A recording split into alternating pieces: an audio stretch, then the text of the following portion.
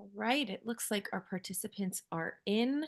I want to thank you all for joining this evening for our virtual town hall on our updated recovery status. I want to thank all of our partners who've joined us here tonight, including LA County Assessor Jeffrey Prang, California Department of Insurance Julia Juarez, from LA County DCBA Scott Treader, from the LA County Sheriff's Captain C2, Department of Aging and Disabilities David Cochin, LA County Public Works Sid Tesoro, LA County Department of Public Health, Dr. Muntu Davis, our Disability Community Resource Center, TJ Hill. From the Small Business Administration, we have Anita Stevenson. From U.S. Army Corps of Engineers, we have Colonel Saucer. And I know we have a lot of folks from my team too. I want to thank everybody for joining us tonight, especially to our Disability Community Resource Center, our Topanga Library, and One Generation for hosting in-person viewing locations to make accessible for older adults and everyone living with disabilities who wants to join us tonight. All of our community partners make a big, big difference. So thank you so much. These meetings are happening every Wednesday at 6 p.m. to make sure you have reliable, trusted information and the opportunity to ask the questions that are of most interest to you. The past live streams are available on my YouTube page if you want to hear any of our past conversations. At this point, I'm going to turn it over to Julia from the California Department of Insurance. And I know we have a lot of questions around insurance resources and support, so I'm going to turn it to her. Thank you so much. Thank you very much. Thank you very much, Supervisor. I truly appreciate the opportunity to be here today. I know that many of you have been part of other town halls where we have discussed all the different things that Commissioner Lara has done to make sure that you get the support that you need. In particular, we have gone over all of the different bulletins that he has provided, and that is specifically making sure that you have a declared one-year non-renewal moratorium so that insurance companies not only just keep you on for this year, but you are able to then to work with them to make sure that you are covered moving forward.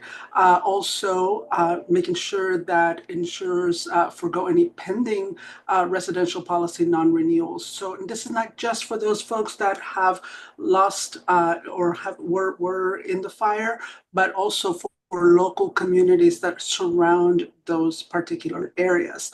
And we made sure that that insurers also exceed the current 60-day grace period law for affected policyholders so that you can pay your insurance premiums.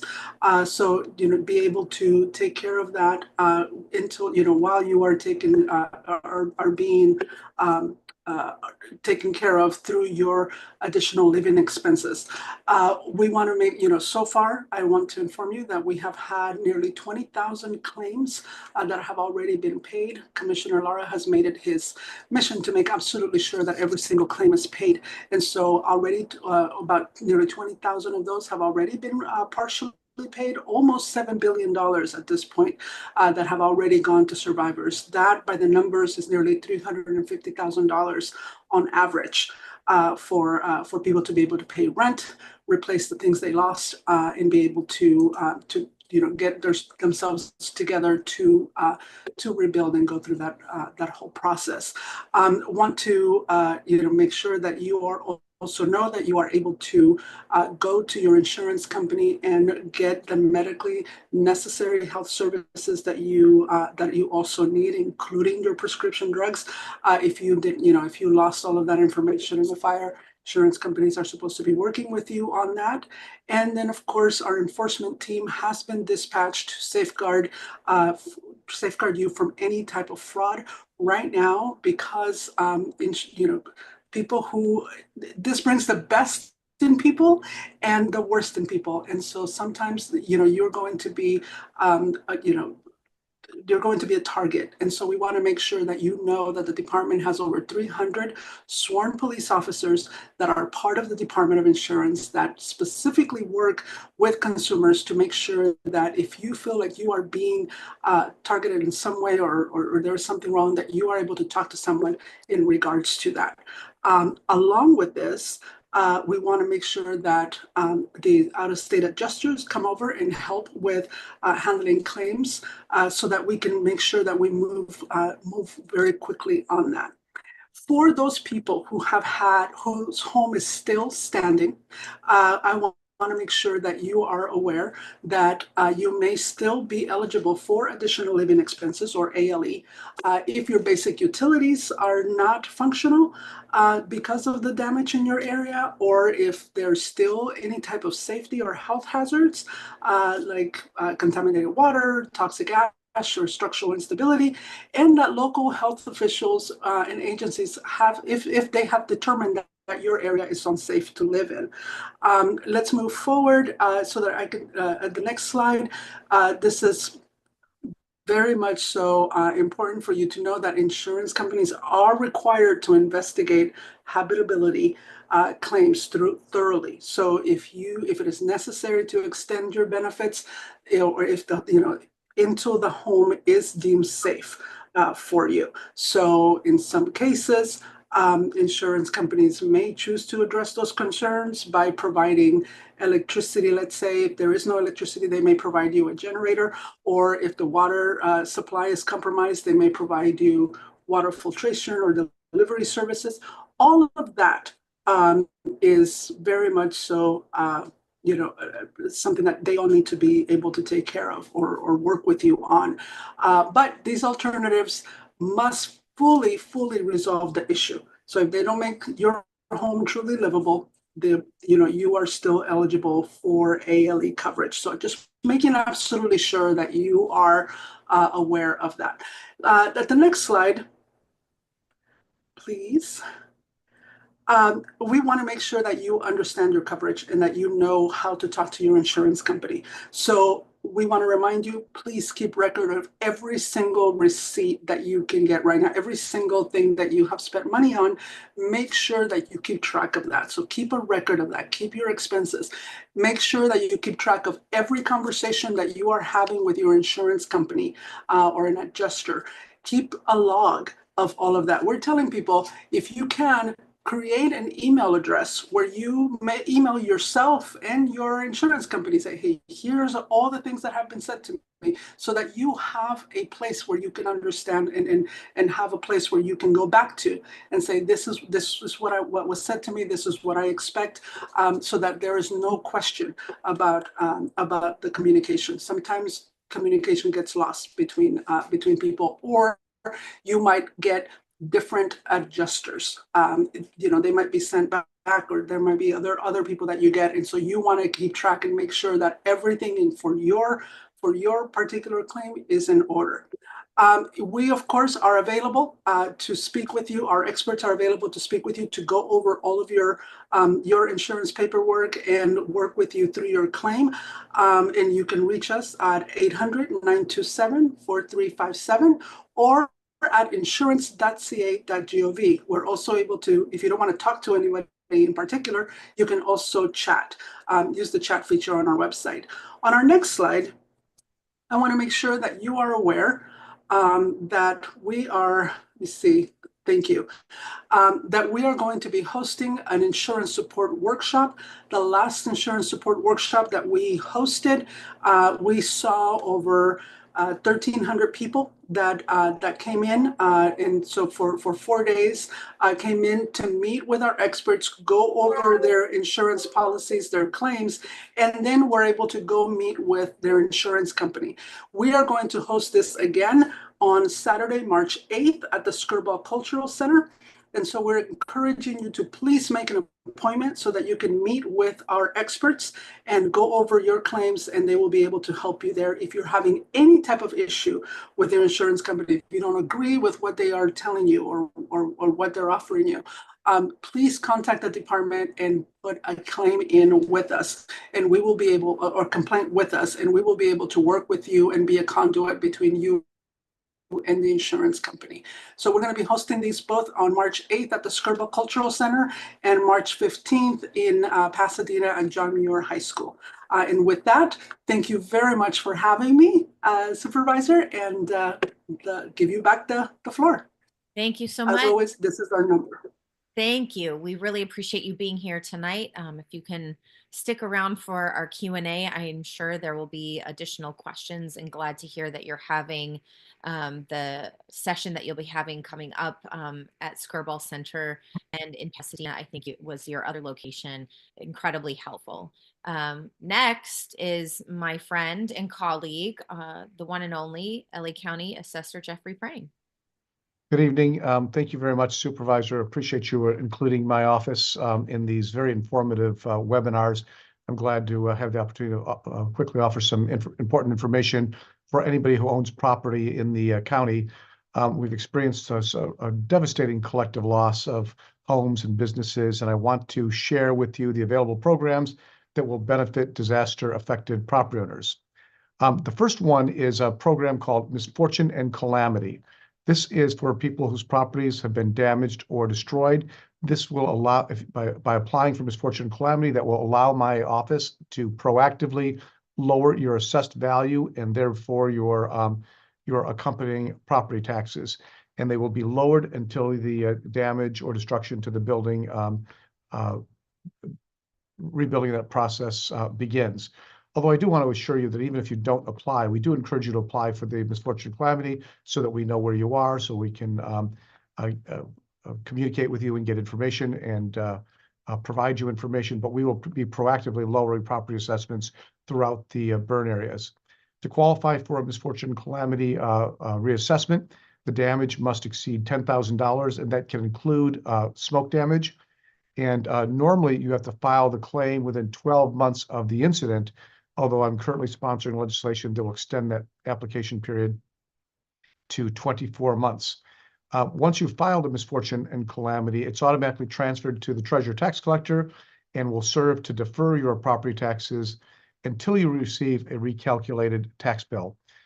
Tax deferrals only apply to those who pay their taxes directly to the tax collector, not through a mortgage company in an impound account. If you do pay through an impound account, you'll need to contact your mortgage company directly. Once your claim is approved by the auditor controller, they will recalculate your taxes, and the Treasurer Tax Collector will issue an adjusted tax bill. If you've already paid both of your tax installments for your 2024 property taxes, any reductions will result in a refund. It's important that you provide us with a current mailing address. Once your property is rebuilt, as long as it's rebuilt to substantial equivalence to what was previously there before the fire, your property taxes will remain the same and will not increase. For other homeowners whose properties were not physically damaged, but where the market value has dropped due to the disaster, we will be applying what's called a decline in value to reflect the reduced value of your property. This allows us to lower a property tax base if its economic value falls beneath its assessed value. This is also going to be applied in many cases where there's vacant land. Current law does present some challenges, as this program only applies to assessed value of properties as of January 1st, but I've also proposed legislation that will allow us to include fire impacted properties on the January 1st assessment date. While it's not directly related to my office, I did want to report that the governor did issue an executive order that allows all property tax payments to be deferred for homeowners in an impacted disaster area zip code until April of 2026. If you had planned to pay your second installment before the April deadline, we recommend that you not pay that, but wait for a new tax bill. Another point of confusion deals with the rebuilding process. The city of LA and I believe the county are allowing for homes to be built up to 110% of what was previously there on the site. I just wanted to let you know that the additional square footage that may be allowed is not exempt from assessment. Under property tax rules, you have to rebuild to what's called a substantial equivalence. If you build beyond that, up to 110%, that additional 10% could result in uh, uh, an assessment and an adjustment to your property tax bill. There's also confusion about one of the misfortune and calamity options that references that you can rebuild up to 120% of value. But this is a very different standard. It doesn't mean 120% of the size of what was previously on the site. It has something to do with value. This is not an option that we are recommending that anybody pursue. And just a couple of other quick items. I did want to encourage everybody to register for what we call our homeowner alert service. If your property is damaged or destroyed in particular, this is a program that will notify you anytime somebody attempts to register something on your property, such as a grant deed, a deed of trust, or a lien. It's possible that there's going to be a lot of scammers out there trying to take advantage of fire victims. They may attempt to take control of your property. By registering on my website with your email address, anytime something's registered on your property, you'll get an email notice within 48 hours, which will allow you to take action if it is a fraudulent attempt against your property. You can also set up a property profile on our website that'll allow you to do a lot of services online, such as filing a change of mailing address, which is important to make sure we get you your tax bill on time in a place that you can receive it. It'll also allow you to submit things like a homeowner's exemption, as well as your misfortune and calamity filings. So my office is here to guide you through the process, to answer any questions that you might have, and to ensure that you all receive the property tax relief that you're entitled to. Please subscribe to our newsletters to get helpful information, and you can follow our social media channels for the most up-to-date information, resources, and events that my office is hosting. Our website is assessor.lacounty.gov. Supervisor, thank you very much. I appreciate the opportunity to share this information and eager to answer questions. Thank you, Mr. Assessor. Last but certainly not least, we are welcoming Scott Treader from DCBA. I know you have good news about resources that are available, so I will let you take it away. Okay, thank you, Supervisor. Thanks for giving me the opportunity to share some of the resources available through our Department of Consumer and Business Affairs, which is my department. We go by DCBA. We're here to help people, residents, recover from this disaster, and our goal is to ensure that constituents are protected and have access to the resources that they need during this time of crisis. Today, I'm going to share some resources and protections available to LA County residents affected by the Palisades and the Eaton wildfires. We're going to cover tenants' rights during recovery, temporary eviction protections, price gouging and scam protections, and then we're also going to discuss the LA County Household Relief Program, which launched today. If we could please go to the next slide. Thank you. So folks have rights to live in habitable conditions. This is a basic right of tenants. The home has to be in a condition that's safe and livable, or what we call habitable. Landlords are responsible for making sure the rental units are in safe and livable conditions. But the rights as a tenant may depend on a few different factors, and sometimes it comes down to case specific, where there are details particular to an individual. But in general, we're going to look at things like the severity of the damage. We're going to look at where you actually live or where the premises was located, the rental property. We're going to want to look at the terms of the lease for any details that might be related to, an event like the wildfires that took place. And then we're going to look at the applicability of local, county, or state rent control restrictions. So if a home or an apartment has ash, soot, or smoke damage, especially in the HVAC system, and is not in habitable condition, the landlord may be required to make repairs. What we encourage tenants to do is ask the landlords to make those repairs as soon as practical and put that in writing to the landlord. The landlord is allowed a reasonable time to make the necessary repairs. Landlords are required to repair the structure, both interior and exterior of the home or the apartment, and any appliances that were included in the lease, okay? We do have a note that the landlords or property owners do not have to pay to replace personal belongings of tenants. That is a tenant's responsibility. Okay, if we could go to the next slide, please.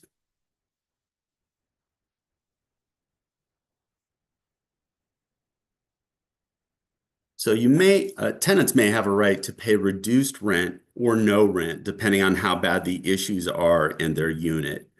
So we want to advise folks that if they are going to withhold rent because a unit they consider it not habitable, they can do that, but they need to be aware that they can be liable for an eviction, and a landlord can still go to court and say, no, the place is habitable. So that would be something the court would have to sort out.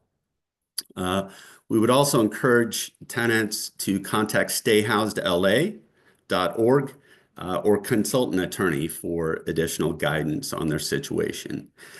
Our department, DCBA, does not enforce habitability of a unit. And so if a renter believes their rental unit is uninhabitable, they can file complaints and request inspections with the LA County Department of Public Health or the LA County Department of Public Works, or there are some other addresses available on this slide as well. Sorry, that was on the previous slide. Okay, now on this slide. This week, in fact, just yesterday, the LA County Board of Supervisors enacted countywide temporary eviction protections for qualified tenants facing evictions for non-payment of rent due to fire-related impacts between the period of February 1 through July 31, 2025. So it's a 6-month period.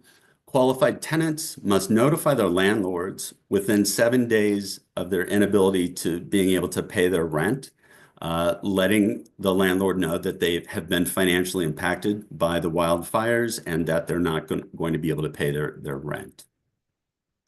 Qualified tenants affected by the wildfires will have what's called an affirmative defense in court if they are sued through an unlawful detainer or what's called an eviction. In court, a tenant can present an affirmative defense that there is this temporary protection in place that if they were impacted by the fire, they should have that protection and not be evicted because of that. During this time, landlords cannot charge late fees or other charges.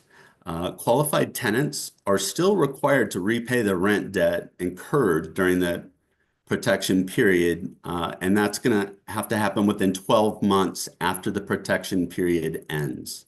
Okay, so it's going to be 12 months from July 31, 2025. So essentially, tenants are going to have until July 31, 2026 to repay the debt that they owe for the protected period. Tenants are also protected against eviction for housing unauthorized pets or guests who are displaced due to the wildfires through May 31, 2026, unless that, unless that gets further extended. Okay, can we go to the next slide, please? Okay, price gouging. After disasters like our wildfires, some businesses and people look to exploit the situation and try and make a fast buck off people who are going through a hardship. So if folks are raising the price on essential goods and services, including such things as rental housing, fuel, or food, this could be considered illegal if the increase is more than 10%. This is in place during the declared state of emergency. The price gouging protections apply, as I said, during emergencies like this. The rental housing price gouging protections say that landlords are prohibited from raising rental prices by more than 10% above what was charged or advertised before the declared emergency. For daily rentals or short-term rentals like VRBO and Airbnb, the price cannot increase by more than 10% following the declaration of an emergency. Lastly, state and county and also local tenant protections remain in place, and in some instances may be more restrictive or protective than the price gouging protections. We encourage folks to contact our department if they do suspect price gouging, and we can direct them to the right resources to report that. Okay. And on the screen here, you'll see the ways that people can reach out to us to report any suspected price gouging. Can we go to slide 5, please? And as we've mentioned, and as the other presenters have mentioned, scams are very prevalent during or after disasters, and there are people that just prey on folks who have been victims, which is, a shame. But we just want people to be on their guard. We want people to be sure that they're protecting themselves. So we want people to be aware that there are scams out there. As they go on the road to recovery, we want them to be aware that there are home repair and construction scams. There are fake and unlicensed contractors who are offering to rebuild or repair homes at inflated prices or making promises that they can't keep or don't keep. So here's some tips we would offer to folks who want to protect themselves. Before hiring a contractor, be sure and look up their license. That can be found on the Contractor State License Board website, which I believe we have on our slide. We also want people to get price estimates from more than one vendor. So go out and get maybe 3 quotes to see if, they're within the ballpark. Look for contractors who have experience fixing fire damage. This is encouraged. And finally, get everything in writing, which I think has been, a common theme here is just get everything in writing, because a lot of things can be said, but in order to actually prove things, it really helps to have things in writing. We want people to be cautious about upfront payments for reconstruction or housing. Scammers may ask for large amounts in advance of doing any work or services for the housing that may never even happen. Contractors must have a license if they charge $1,000 or more for their work. You must get a written contract if the work costs more than $500. Contractors can only ask for a down payment of $1,000 or 10% of the total cost, whichever is less. If you think a contractor is trying to scam you, we would encourage folks to contact us, but also go first to the Contractor State License Board, where they can speak to someone or file a complaint online, but then they can also contact our department, DCBA, and we can help point folks in the right direction as well. So if someone thinks they've been scammed, they can file complaints also with the LA County District Attorney's Office, the state California Department of Consumer Affairs, which is different than the county's DCBA, or other local consumer protection agencies. Okay, last slide, please, slide 6. Okay, so leaving the best to last, we also have the LA County Household Relief Grant, which was just launched today, which will provide swift support for households impacted by the wildfires in Palisades and Eaton until state, federal, and other recovery resources become available. Eligible households can receive grants ranging anywhere from $6,000 up to $18,000 based on household size and the composition of the household. And the funds can be used for essential services and needs like living expenses and repairs not covered by other forms of assistance. Priority will be given to the most impacted households based on need, including insurance status, social and economic vulnerability, loss of life, health conditions, and other risk factors. The online grant application opened today, and the portal is open until March 12th, 2025, and that portal closes for applications at 5 p.m. on that date. So folks can visit the rent relief website, which is provided here on the slide, to get more information about that. And folks can also get help with their applications. There are going to be webinars provided, and we're also going to have the capability to schedule virtual appointments where people can get one-on-one technical assistance for help with their application for LA County rent relief. They can also call by phone with the phone number listed there. There are in-person appointments available at the disaster recovery centers, but that's going to be coming very soon, so we'll have more information on that. The program also provides translation services for people that need translating information in different languages, including Armenian, Chinese, Persian, Russian, Spanish, and so on. So we do have those resources available as well. And with that, I believe that concludes my piece of the presentation, but I'll turn it back over to the supervisor. Thank you very much. Thank you. I was incorrect. We have one more presentation from David of our Department of Aging and Disability, and I want to make sure we turn it over to you next. Thank you for being with us, David. Thank you so much, Supervisor Horvath. I really appreciate the opportunity to be able to speak to all of you about the different programs that our department, Aging and Disabilities, offers to the community. We offer quite a variety of different services, and I encourage everyone to go to our website, our department's website, which is ad.lacounty.gov, to take a look at all of the different programs and services that we provide. So for this particular event, I would like to focus on a couple of programs that would be of specific interest to people who have been affected by the wildfires throughout the county. First of all, I'd like to tell you about our new Freedom Transportation program.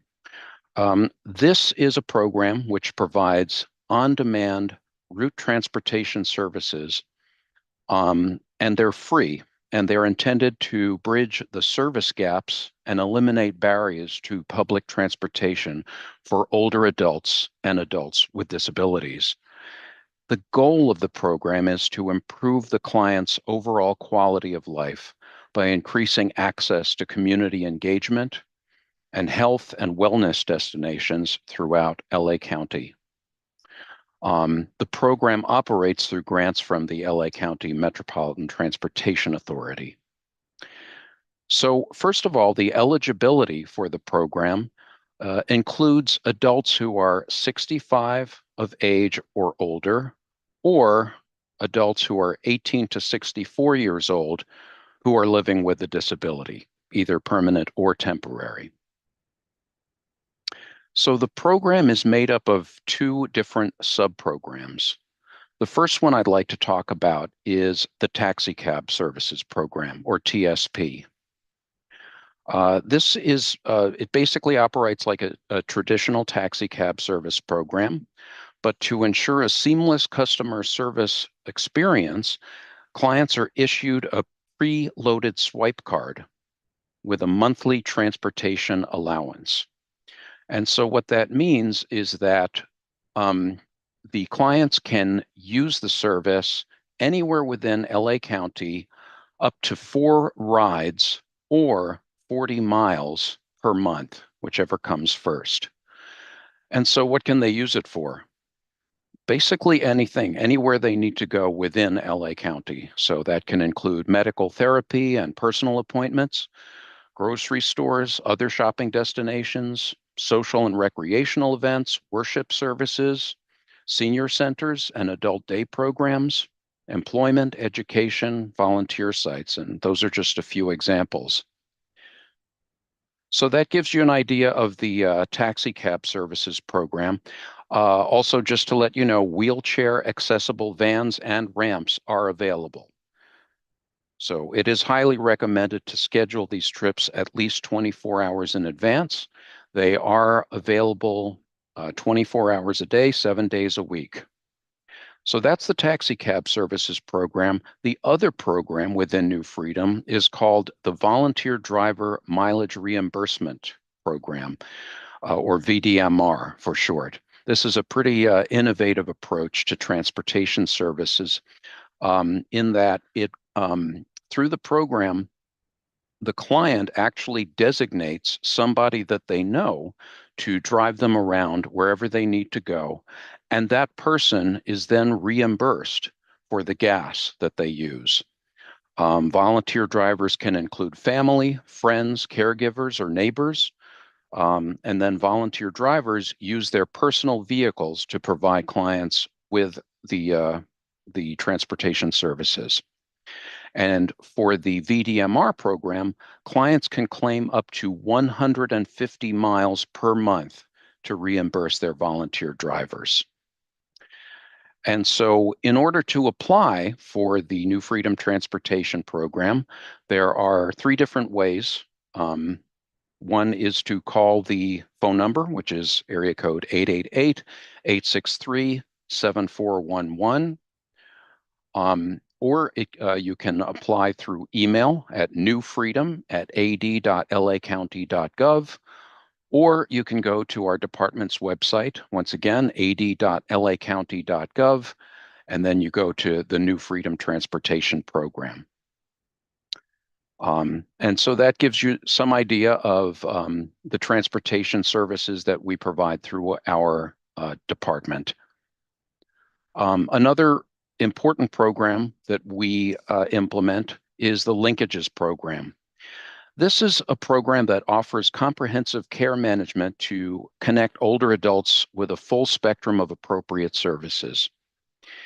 The goal is to prevent premature or inappropriate institutionalization by promoting and supporting independent living for frail older adults, adults with disabilities, and residents of residential care facilities who are scheduled to discharge within 30 to 60 days from the referral date. So what are some of the services that are provided through Linkages? We have care management, which means comprehensive support, including intake screening, assessment care planning, ongoing monitoring, follow-up, and reassessment every 6 months. There's also informal support services, which encompasses the client's informal support network, such as family members, friends, and church volunteers, to ensure that services align with the care plan through monthly phone calls and home visits. There's also arranged services, which coordinates access to eligible community and publicly funded services that meet the client's needs. And then finally, we have purchase of services, which procures necessary and approved services when the client's needs cannot be met through informal support services or arranged services.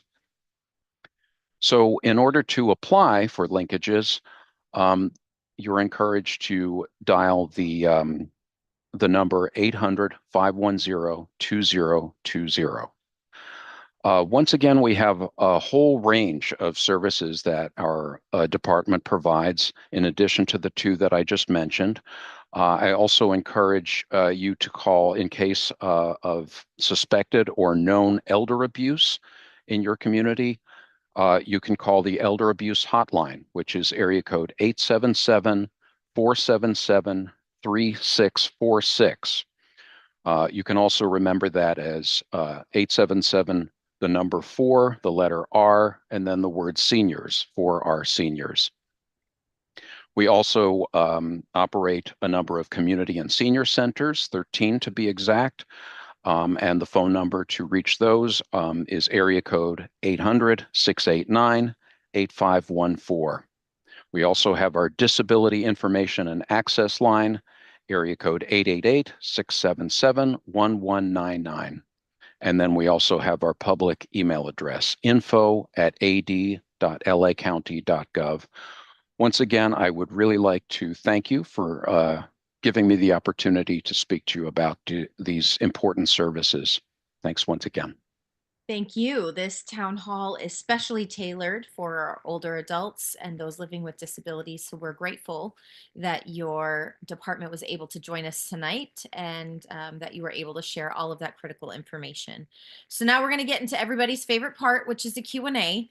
So I'm going to kick it off, and here we go. First question: what steps are being taken to encourage private insurers to continue coverage for rebuilt homes in the Palisades at affordable rates? Julia, maybe I could start with you, and apologies for mispronouncing your name earlier. Oh, no, no problem whatsoever. Thank you very much. Commissioner Lara has been working on the sustainable insurance strategy, which basically we did a lot of work within this last year to really increase the amount of resources available for insurance companies to be able to expand in the state.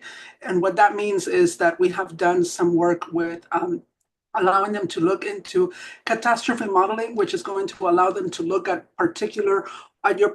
particular homes in a more granular level, so that they'll be able to give you an insurance policy that is going to be what you should be able to pay, rather than getting rid of a full range of zip codes for that. So we have been doing some work on that. There's a lot more to this, but I want you to know that we have been working on this in particular. We have been in an insurance crisis for some years now, and that had a lot to do with just rates not being what insurance companies needed to be able to cover their costs up until now. And so we have been doing a lot of work around that. I will put in the chat information where you can read a little bit more through there. But we have made we have done a lot of work on that, and we expect that insurance companies will be able to come back to the state and be able to start doing more, opening up more in the state within maybe the middle of the year or so, as they're returning. The reasoning for that is because we have been working with them after the fires here in the LA area. Commissioner Lara brought the governor together and all of the insurance company CEOs of the major insurance companies here in the state, and they have all said that they are going to be working with the department. And because of the work that we have been doing in the front end, they do expect that they will be able to come back and start working in the state as soon as we stabilize. The expectation is that they will then be covering at least 85% of the homes that are in high fire severity zones. So there's a lot more information, and I will certainly share it with you. Otherwise, I can talk about this all day. But I will make sure that you have that information, and you can reach the department at insurance.ca.gov, and we can certainly give you a little bit more detail about that. Thank you so much for the question. Yeah, it sounds like you're making a lot of good progress. Is there any sort of advocacy effort that you want the public to join in to support those efforts? Because I hear 85%, which lets me know maybe there's another 15% we can try and help you push for. So is there any sort of advocacy effort that people should be aware of and joining in on? Well, the Commissioner Lara is introducing a lot of legislation within this, he can't do legislation directly, but he is authoring legislation with a lot of the elected officials. We do have about 10 bills that are around all of this. And so I can certainly share that information with you too. And we have it available where you can go into our website at insurance.ca.gov, and people can learn more about that. And it's very much so making sure that insurance companies keep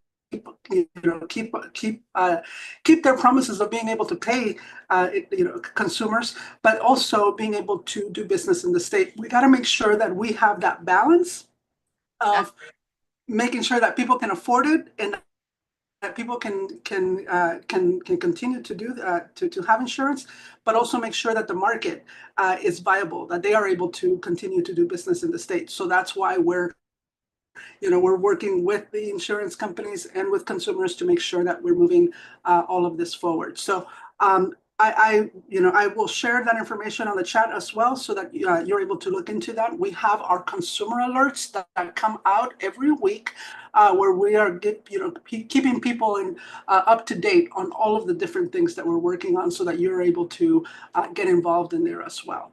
So Great. thank you very much. Good to know there's legislation forthcoming. We'll keep an eye out for it. Okay, next question. How will the tax assessor revalue dirt lots in the disaster area? Will values be permanently adjusted until sold or improved? So, thank you, Supervisor. We will be looking to devalue some of the damaged lots. I'm going to ask Scott Thornberry, who's the assistant assessor over our operations. He can probably provide a little bit more clarity on how we're going to approach this the assessment of land better than me. Scott? Sure. Good evening, everyone. Can everyone hear me? Yes. Yep. Okay, perfect.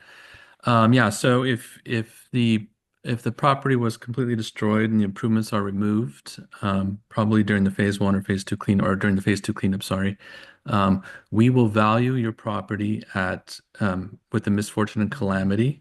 So we'll lower the improvements and we'll lower the land, as Assessor Prang said, and we'll assume that that is a misfortune and calamity until the property is rebuilt, or until it's sold again. Once it's sold again, it will sell at the market value of the land. But if it's rebuilt, then we'll restore, assuming that it's rebuilt to substantially equivalent of what it was, it will the Prop 13 base value will be restored for that Scott, I property. think they're asking about just the land value. Just the land value. Again, if it will be restored, we'll look at this every year on January 1st. If we find that the value of land is increasing, we'll increase the land as it goes up, but never beyond your Prop 13 land value. So does that mean they have to wait until January 1st for that to be done, or you're going to be doing that at some point this year and then it would be reconsidered in January? If the property is destroyed, we will if the land value reduction is warranted, which we believe it is, you'll get the decline as of January, essentially January 1st of 2024. So you'll receive either a refund if you've already paid your tax bill, or you'll receive a reduced second installment tax bill. Okay. All right, next question. I heard the SBA loan program deadline is coming up. Can you share more about what the program does? I believe we have Julie from SBA with us. Yes, thank you. So we actually have several programs. There are 3 loan programs that can be used individually, or they can be bundled if all of them apply for your situation. We have a home loan, and this is to help repair or replace disaster damaged property. And this is for uninsured losses. We can do a loan up to $500,000 in this case. And then what people often bundle with it is personal property. We can do a loan for up to $100,000 for personal property. Again, the same thing applies to businesses. We have a business loan that allows you to repair or replace disaster damaged property, including the real estate or anything in the business, machinery, equipment, inventory, anything that helps you operate the business. And we can go up to $2 million in that loan. And then the third program is for businesses who may or may not have been impacted by the disaster itself, like they may or may not have physical damage, but it's an economic injury loan. EIDL, may remember that from the pandemic. And that program is working capital, again, to help businesses kind of get through what we hope is a temporary phase, as they're either trying to rebuild customer base or doing whatever they need to do to sustain themselves during this period. All of those programs are available. The first 2 I talked about, the home loans and the business loans, those are the ones with the tight deadlines, and that is March 10th, as it stands today. So what we are encouraging people to do is, even if you're not 100% certain you want a loan, because I know there's a lot of loan fatigue out there, and you're looking maybe at other resources, but we do encourage you to apply and preserve your ability to access this resource. You can always say to SBA, no, thank you, later on, I don't want the loan. But if you don't apply by March 10th, you may lose your ability to tap into this resource. So we are encouraging, whether you're a homeowner, a renter, looking for a home loan or the personal property loan, or a business that has physical damage, we do encourage you to apply with SBA before or by March 10th, to be able to preserve your ability to access this resource. And the applications can be done online, and I know I dropped the link into the chat, just sba.gov/disaster. Or we can go visit one of the disaster recovery centers or the other centers that SBA has propped up around the area, and somebody can help you in person. They will sit down and go through the application with you. Okay. So That's incredibly helpful. Thank you. And it's yes, also helpful to know that you're at our disaster recovery centers in person. So if people have specific questions about their business and what their application might entail, they can come ask someone in person to get even more clarification. absolutely. Thank you. Okay, so back to Julia. How can homeowners help insurance companies determine fair rental value estimates for their homes, as current estimates are insufficient for securing housing? Um, that is a very good question. So thank you for that. And on that, it is very important. Every insurance company is working directly with you, depending on your particular policy.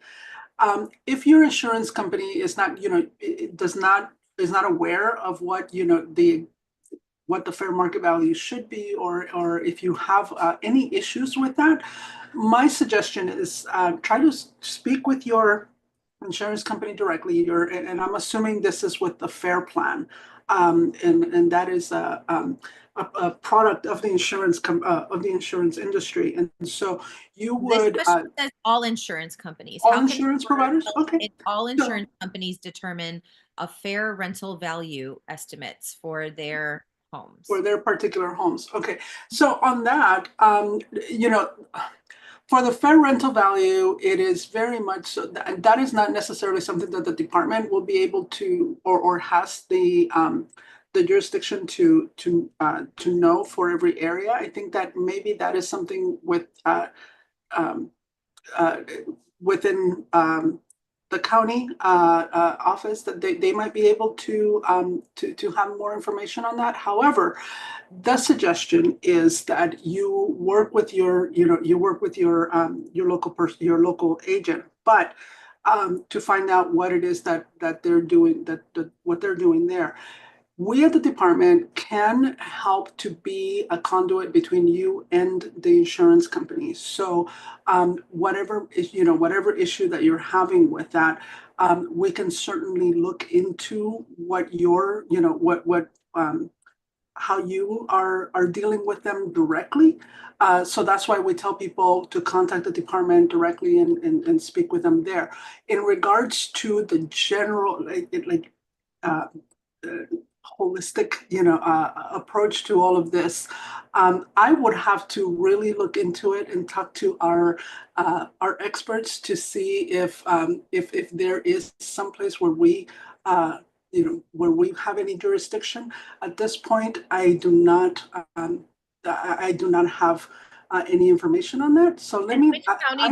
which county office were you referring to I earlier? am thinking that probably the county office, the county offices that oversee housing, would be the appropriate office. Let me do some research, and maybe between now and the time that we're done here, I'll be able to find some information that I'll be able to share with you. But I don't want to give information that I'm not fully aware of. So let me make Yeah, sure to do that. LACDA doesn't, I don't think does that kind of service, for example. So if you have an idea of which office you think it is? Because Let I've me not heard of the county providing that service. let me look into that. Like I said, and if I can find something before the end of this town hall, I'll share it. If not, I will follow up with your office Okay, we got a just couple to more see. questions for you. You're popular tonight. Yes. Next one, what recourse do homeowners have if the California Fair Plan refuses to cover the cost of remediating soot, ash, and smoke damage in standing homes? The recourse you have is to contact the department and talk to one of our experts who will then be able to work with you and the FAIR plan to find out if there is anything that can be done on that end, depending, looking at your policy. The FAIR plan is like any insurance company that they have their particular uh, you know, uh, premiums and all of that that go along with your policy. And so they'll be able to go through it and talk to the fair plan on your behalf and try to find a solution with you there. If they do not have that availability, maybe the other thing that you can do is talk to FEMA to see if FEMA would be able to help you cover those expenses for remediation. If at this point, I think that if you have already a claim, we will be able to look into that claim and try to find solutions with you. So we can, maybe one of our representatives, our experts, will be able to get in touch with them and work with you on that. So Okay. I urge you, please call the department and we'll be able to go through it with you. All right, we got a couple more questions for you. Will California Fair Plan continue fair rental value coverage for homes that remain uninhabitable? So it depends on your particular policy and what you have available. The mandate that Commissioner Lara sent out was if the home is uninhabitable, that the insurance company must do everything in their power to make sure that the home becomes habitable in order for ALE payments to stop at that point. So let's work again. Please contact the department, and we can work with you on that to make sure that that happens. And what can someone do if the California Fair Plan or other insurance companies refuse to pay out despite it being covered by their policy? That's where contact the department, because then we're able to come in and look at that and work with them to make sure that if you are covered, that they will be able to make that payment. The Fair Plan, like any other insurance company, has this contract with you. And so if this contract says very specifically what you are covered for, and so they must pay what you are covered for. So we will work with you to make sure that that happens.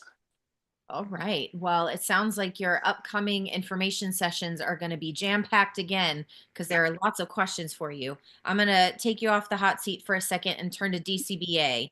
What options exist for families facing eviction from FEMA's TSA rental assistance despite their homes being uninhabitable? Hi, this is Scott again. Let me just turn on my camera. Hi again.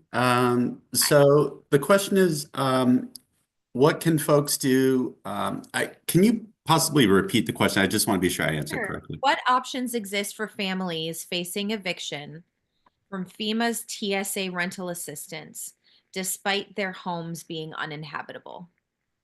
Okay. Provides their rental assistance program. And I think the question is if that's coming to an end for them, if they're Mhm. facing eviction as a result of that, are there other options that exist even though their homes are still uninhabitable? Well, if they're facing eviction, again, they do have the affirmative defense that's provided in the tenant protections that were passed by the board this week. If they were directly impacted by the fires, and again, they're going to be required to provide self-certification to their landlords that they have been financially affected by the fires. So, that's going to be a defense that's made in court, though. So there's nothing stopping landlords from trying to evict tenants. But what we've done and what the board has done, what you've done is create a defense for tenants who have been impacted. So if their landlords are trying to evict them, they can present that defense in court and hopefully prevail. And maybe we can have our representative from FEMA jump on to talk Yeah. a little bit about why somebody might be uh, evicted or rejected from FEMA's TSA rental assistance program.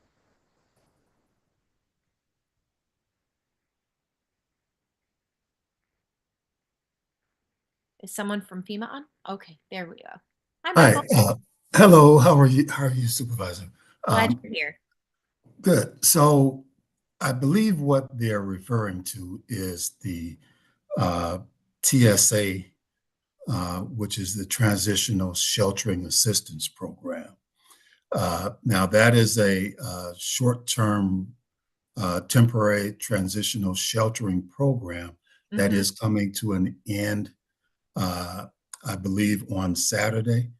And we are working with those remaining families that are in the program to be sure that they are uh, transitioned into another housing solution Mhm. so that they are not facing a houseless situation. So if they have continued questions on that, please stop by one of the disaster recovery centers and speak to one of our representatives there to make sure that uh, they speak and get their situation specifically, because those are all individuals' circumstances. Mhm. When we work one-on-one with them. So please stop at one of the disaster recovery centers and sit down with one of our representatives to make sure that that situation is worked out. And if not, they're not able to get there in person. Is there a telephone number or a website or something they can access? They can call the helpline, which is 800-621 800-621-3362 or 800-621 FEMA. Okay. And talk to a representative on the line.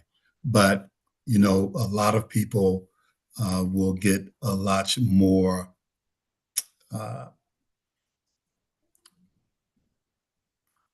ready information if Sure. they're going one-on-one, face to face.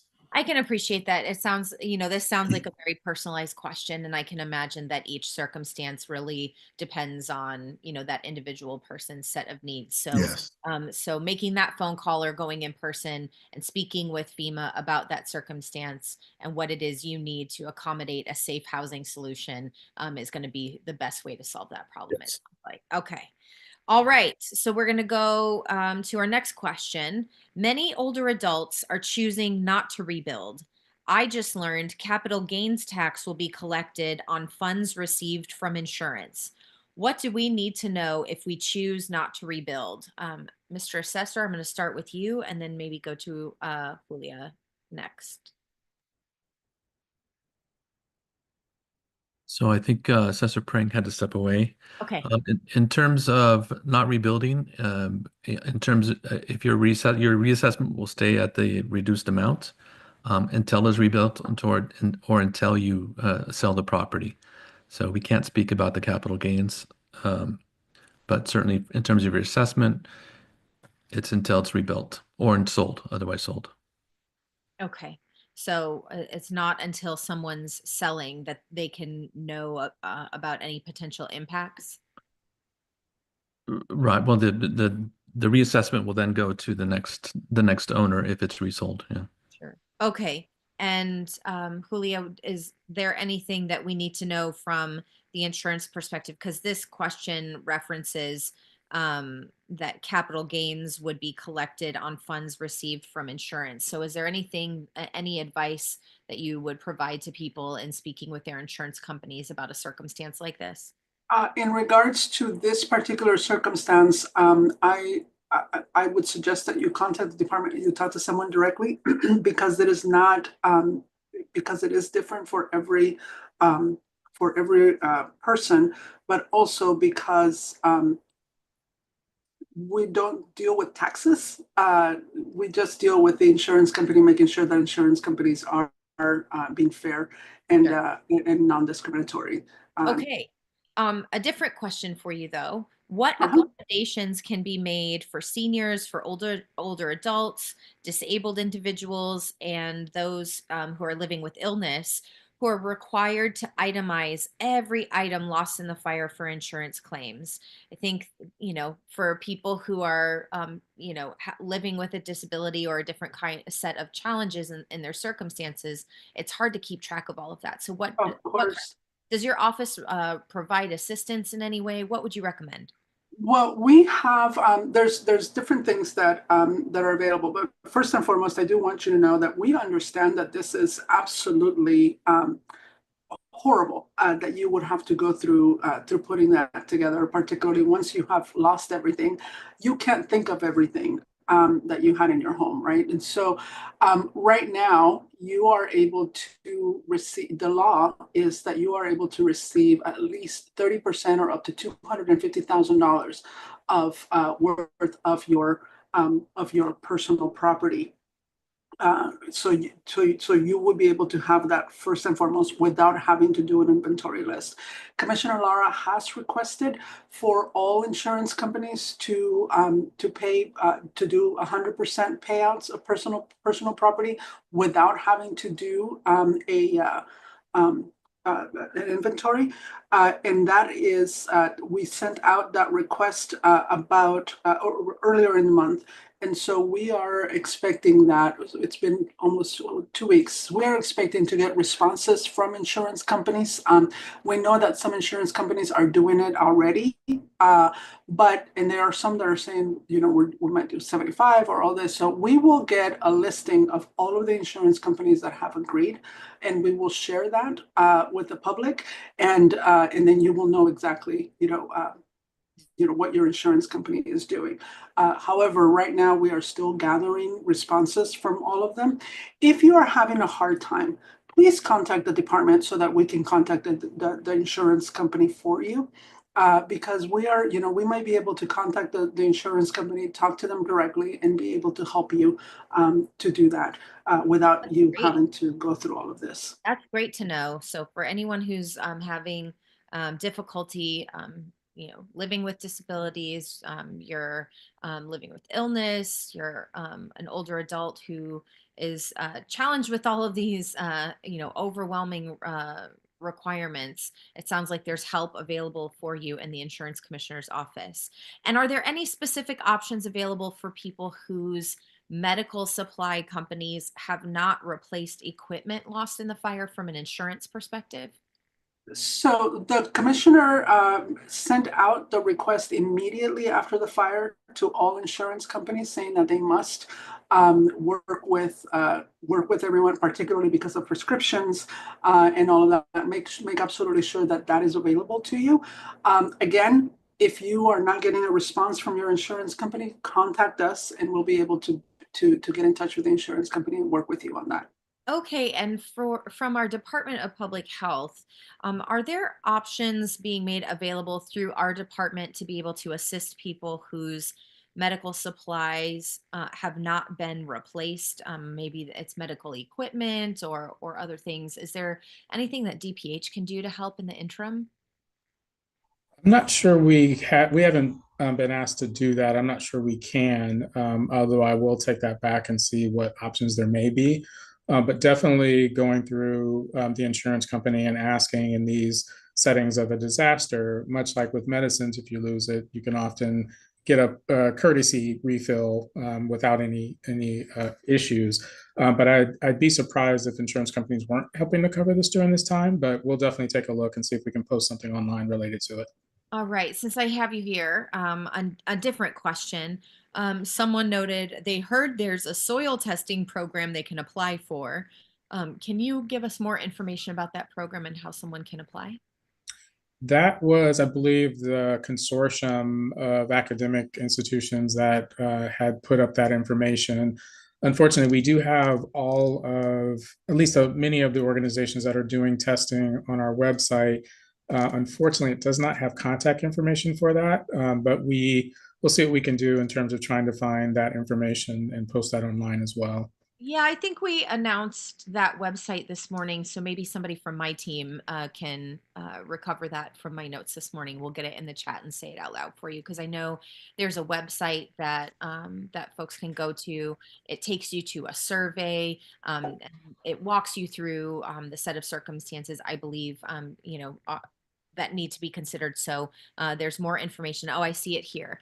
I it's a very long URL. There was a shorter one this morning. If you can go to my notes, we're doing this in real time. It's, oh, okay. It's cap.la. So you go to www.cap.la,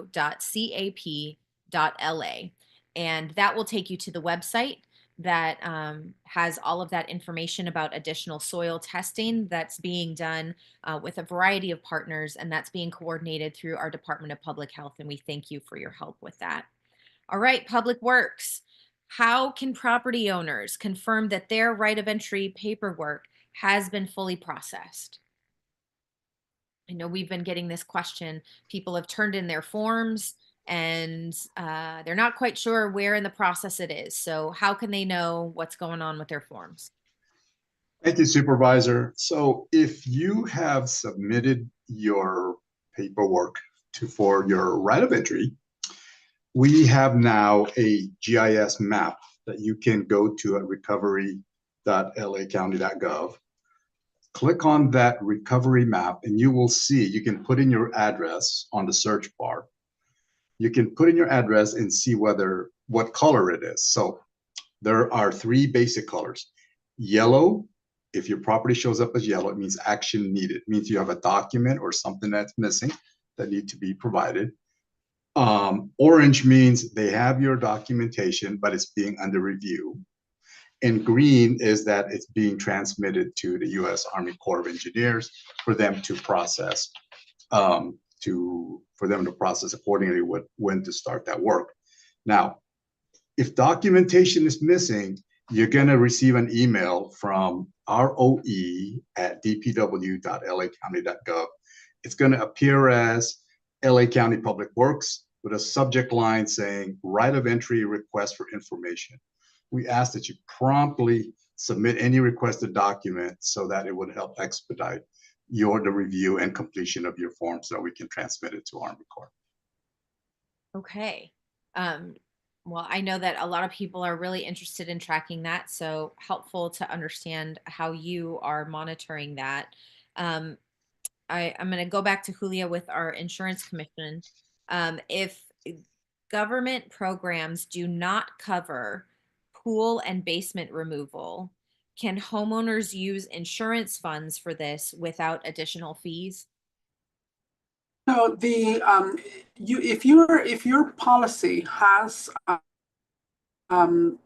funds available for debris removal, you are able to do that. When the commissioner made the request for insurance companies to, when we sent out the information on uh,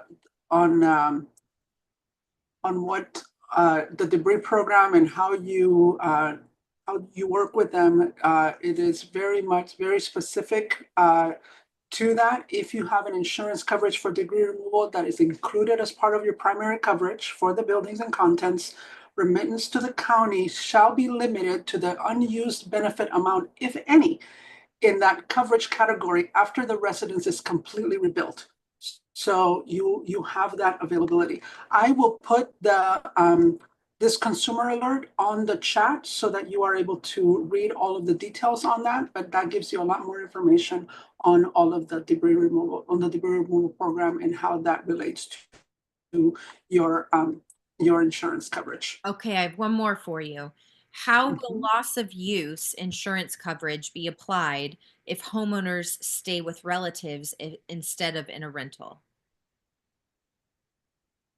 I believe that is still part of that. That is still part of your policy, even if you don't have expenses, to pay rent. Whatever it is that you do spend for additional living expenses, you can use that for your policy. So that is what the additional living expenses is for. I would, if you want more, specifics on how you can work through that, we can look at your policy and walk you through that and what it is that you would need to discuss. I suggest that you come to the workshop that we're having on the 8th at the Skirball Cultural Center, because there you'll be able to talk with someone and they'll be able to walk you through the entire thing and give you more information as to how you can do that with your particular policy. Because every policy is different, we need to actually review yours to make sure that that you're covered for that. Okay. I'm going to go back. I'm going to go over to our Army Corps representative. Colonel, thank you for being with us. I know that we announced the good news today that we have completed phase 1 with the EPA, though they assured me that they will still have representatives on the ground to assist you and assist all of us with any phase 1 deferrals that you all will be contending with. But this question says, will the Army Corps of Engineers conduct an asbestos survey of my property during phase 2? Thank you, Supervisor, for the question. Yes, absolutely. So during phase 2, if you opt in, that is part of the process. So asbestos is, we bring in a certified asbestos consultant by the state of California, and they perform that survey on every lot that has opted in.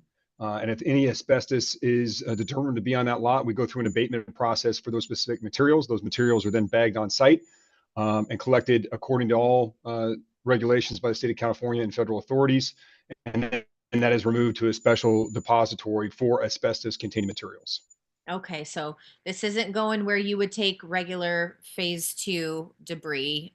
This is, if you identify that, it will be contained according to the protocols that EPA has, best practices, and then it will be transferred to a site that is specially licensed to handle asbestos. Absolutely correct. Well said. Okay. One more question for you. When will hazardous materials be removed for properties that when it's been deferred to phase 2 from phase 1? Yeah, so that's an excellent question as well. As that question highlights, EPA has completed their retrieval of household hazardous materials for properties they deemed that they could get onto. For some properties, they were deemed unsafe for dismounted or people walking around on the ground to collect those materials. So the Corps of Engineers, in cooperation with our prime contractors, we will render those properties safe. There might be an overhead obstruction or something that may present a hazard to folks on the ground. So we will render those properties safe. And then we will collect those materials. And so we're doing that right now and have been doing that this week. And so we're going on to properties under phase 1 guidance that have both opted in and opted out. So we're collecting those materials for both types of properties as the EPA transitions out of the Palisades area. Okay, so if it gets deferred to phase 2, you will handle that in partnership with the EPA as necessary. But you will also do that for even if they opt out of your work for phase 2, they will still have the ability to have the EPA work with their private contractor to handle that phase 1 removal process. Yeah, Supervisor, that's absolutely correct. And I think that there may be a little bit of confusion with that. We are going through properties that have both opted out and opted in. But if you want to control your own timeline, for those that have opted out, they absolutely have the discretion through the county to receive those permitting actions to perform the work through a licensed contractor in the same fashion. So that's still available to those that opt out. But under phase 1 authorities, we are moving through and clearing those materials on both types of properties. Good to know. Okay, I'm going to go back to Public Works. Will homeowners' debris removal insurance proceeds be transferred to LA County after the project is complete? So with regards to the homeowner's insurance, debris removal that's being conducted by Army Corps is done at no direct cost to the property owner and done regardless of insurance coverage. If you have insurance that covers this work, we'll deal with that at the end of the project. So what I'm saying is that there's going to be work that Army Corps is going to do. And of course, there's going to be additional debris removal that's going to occur because they're of the area you have. You're going to use your insurance for those remaining areas. And at the end, if there's anything remaining, then yeah, we will deal with that at the end when the project is all done. Okay. And another question for you. Will there be a program to assist low income and disabled victims of the fire to clean smoke and ash for still standing homes in and around the fire perimeter? I think there are folks who need an additional kind of assistance to proceed with this kind of remediation. Are there any special programs that either your department is providing or is aware of that we can refer here tonight? So in terms of those folks that don't qualify under the phase 2, we're still working out the guidelines and how that's going to be handled. I don't have an answer for you if there's another part of the county that's working on helping those low assistance or folks in that category. All right, let's try public health because there may be some assistance that's being provided. It sounds like for the person who asked this question, it's for someone who's in a home that is still standing, either in or nearby the fire perimeter, and they're looking for help to clean smoke and ash from their building, and they may be low income, disabled. Is there an additional kind of program that Department of Public Health provides for someone in this circumstance, or what would you recommend? Unfortunately, we don't, and it's a tough situation. Unfortunately, I don't have any good answers in terms of that, especially if they don't have insurance or other means. I do know that there are some organizations, and I'm not sure if they're up and running yet, that are looking to try to provide assistance to that, but they need to get some training. So there may be something that's coming, but we don't have anything in particular as a health department, but I know some are looking at that. And unfortunately, I don't have answers related to when that'll be available, if it will be. Well, if you're, thank you for that. I think for people who might be looking for assistance, that might be a very good reason to apply for the relief fund.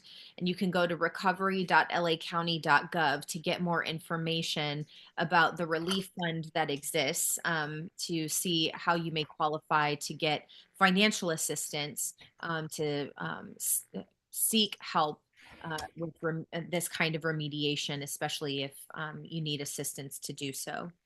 I'm going to go back to Julia at our insurance commissioner's office.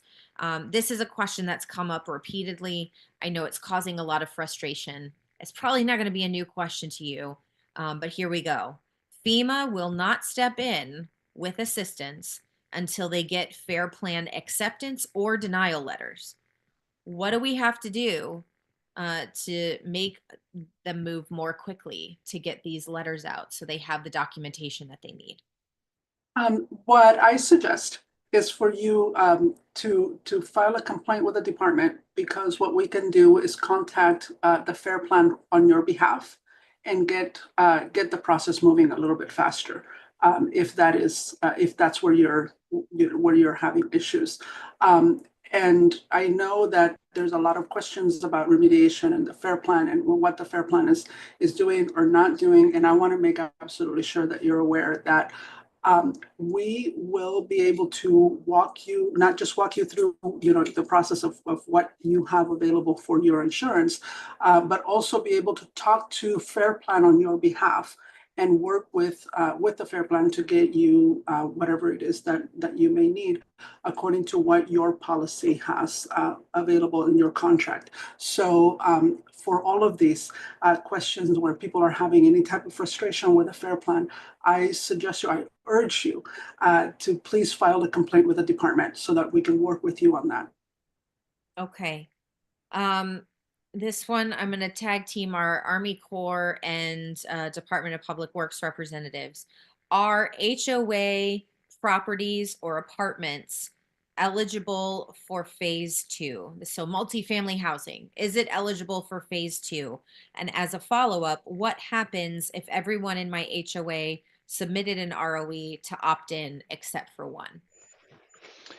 Yeah, so the eligibility determination on multiple family properties with an HOA and all property tenants submitting an ROE, that eligibility determination is still with FEMA right now. So at this time, we don't have an eligibility determination from FEMA on those types of properties. They're very aware of that, and I know that FEMA is working on that. And I don't know if our FEMA rep would like to weigh in on that, or Sid, I don't know if you have anything more. At this point, that's exactly what we've heard from FEMA. They're still working that out in terms of the multi units. It's my understanding is I'd rather not speculate, but ask if the FEMA rep is on here for them to Yeah, talk. Michael. Yeah, and I have the same response actually, that it is under consideration, but the decision has not uh, been passed down to me yet. We're hoping that we will have a decision soon on that. Okay, so we don't have a timeline yet. I'm not aware of one. Okay. Well, it sounds like that's going to be a category of housing that we'll have to keep on our, excuse me, on our radar to make sure that they're getting the help they need. And we'll stay in touch with you, Michael, and our reps from FEMA, as we know you have, you're handling and fielding a lot of questions and inquiries that are specific about people's different circumstances. So I also want to give the direct website to the relief fund. That's lacounty.relieffund.com. And you can go to that website, and this will help with those kinds of financial needs that have come up that aren't going to be covered by FEMA, that aren't going to be covered by your insurance. We know that there are gaps in the kinds of assistance that people really need right now. And so the county's stepping up, investing to make sure that we're able to provide these funds to you directly. We also have been receiving great generosity from philanthropy to make sure that these funds continue to provide resources that people need on the ground.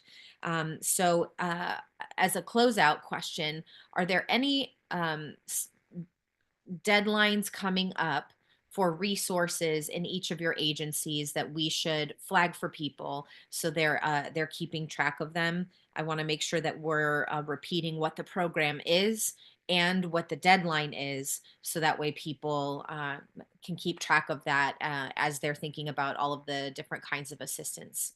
Michael, I saw you jump in, so I'm going to go to you first. Yes, and as a reminder, the deadline coming up for FEMA assistance for the individual assistance program is March 10th. So it's less than 2 weeks away.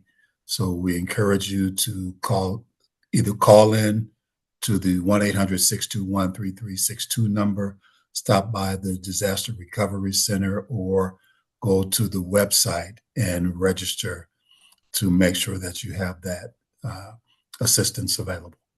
All right, Anita, I see you raising your hand. Oh, yes. Hello. Thank Hi. you. Along with my colleague, Julie Klaus, I just want to also say that along with Michael, with FEMA, we are resource partners and we have the same deadline. SBA disaster loans are actually designed to fill gaps, such as many that you discussed. March 10th is our deadline. We have no interest, and interest does not accrue for 1 whole year. There's no cost for our loans, and there are no payments. So we urge everybody to apply. this can give people time that they need to apply for grants, to see if FEMA comes through, and to protect themselves from a lot of these predatory lenders, credit cards. We don't want people withdrawing from their savings, their 401ks. And you have a whole year to negotiate with your insurance company, get the fair settlement that you need. These are your dollars, your tax dollars, and this is your disaster fund. So please take advantage of this resource and access these funds. It's a streamlined application. We are available at all the disaster recovery centers, and we want to do everything we can to get you to a yes. So Thank you. Our name's a little weird. SBA, small business, but we help homeowners and renters during disasters. Thank you so much. We appreciate everything you're doing for your community. Thank you. And I also want to give a shout out for the LA County Small Business and Worker Funds. This is a fund that was created for small businesses that are in the impacted areas, as well as workers at those businesses to get relief. And those applications are due March 2nd, which is this Sunday. It's hard to believe it's March already. I feel like this year has been a blur in so many ways.